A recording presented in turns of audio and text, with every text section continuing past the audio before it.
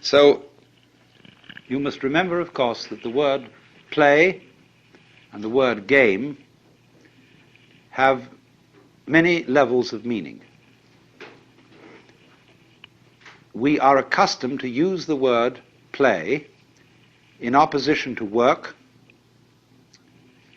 and to regard play as trivial and work as serious. Very largely, a game or a play is something associated in our minds with triviality. "You're only playing with me," says a girl to a suitor. "You're not serious."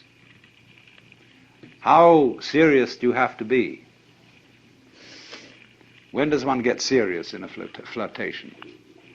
When do we say this is getting serious? When you're holding hands, playing footsies under the table, kissing, petting, sleeping together, married and babies. Maybe that's serious. But we also use the word play in a non-trivial sense. I went to hear Heifetz playing the violin. Was that a trivial matter? On the contrary, the very highest kind of art form. Still play. I say too, when I do philosophy, like I'm doing with you, this is entertainment. But in the sense, perhaps, I hope, of your listening to someone play a musical classic. I'm not being serious, but I am being sincere. The difference, you see, between seriousness and sincerity is that seriousness is someone speaking in the context of the possibility of tragedy. That there is a situation where things might go absolutely wrong. And then I put on the expression which is serious. That's why soldiers on parade are always serious. They don't laugh. And when they salute the flag, they put on a stern expression. That's why in courts of law and in churches, people don't normally laugh, because all that we deal with here is very important, a matter of life and death. But the fundamental question must be brought forth: is God serious? And obviously the answer is no, because there's nothing to be serious about. I said also that the self, as conceived, the supreme self, was quite useless, that it was immaterial, doesn't matter, because it transcends all values of what is better or worse, what is upwards or downwards, what is good and bad. It so weaves the world that the good and the bad play together, like the black and white pieces in the game of chess. So, play is deeply the sort of thing children like to do with deep absorption and fascination, to drop pebbles into the water and watch the concentric circles of waves. Or mathematicians. Mathematicians, you know, especially what we call higher mathematicians, are entirely lacking in seriousness. They couldn't give a hoot in hell as to whether what they're doing has any practical application.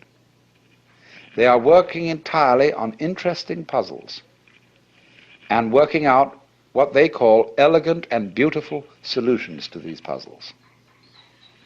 And they can go on and on like that in absorbed meditation, spend their whole lives doing it. Or consider the musician, practicing, working out interpretations. What is he doing? He's making series of interesting noises on instruments. Now, what do people like to do when they don't have to do anything? Well, as far as I can make out, as you look all over the world, they like to get together and do something rhythmic. They may dance, they may sing, They may even play games, because, say, in playing dice, there's a certain wonderful rhythm to shaking the cup and rolling the dice out on the table, or dealing cards, dip, dip, dip, dip, dip, dip, dip, dip, you know, all the things that people like to do and think about these rhythms. Or some people like to knit, and this is a rhythmic thing, you see. Others just like to breathe.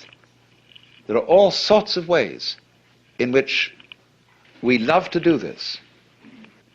Now you see, our very existence is a rhythm of waking and sleeping, eating and moving, and that's all we're doing. And just consider what we do every day. What's it all about? Does it really mean anything? Does it go anywhere? It's just because we want to keep on doing this kind of a hoop-de-da.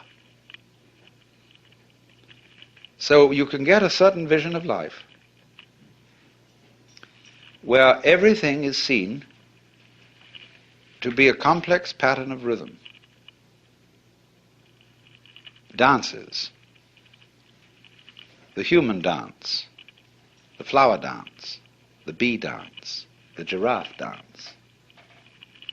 And these are also comparable to various games: poker, bridge, backgammon, chess, checkers, etc., or to various musical forms: sonata, fugue, partita, concerto, symphony, or whatever. And that's what this all is. It's jazz. You see? This is a big jazz, this world. And what it's trying to do is to see how jazzed up it can get. How far out this play of rhythm can go. Because that's what we all come down to, you see. We're going this in every conceivable way. So then that is why you see this fundamental view that the world is play.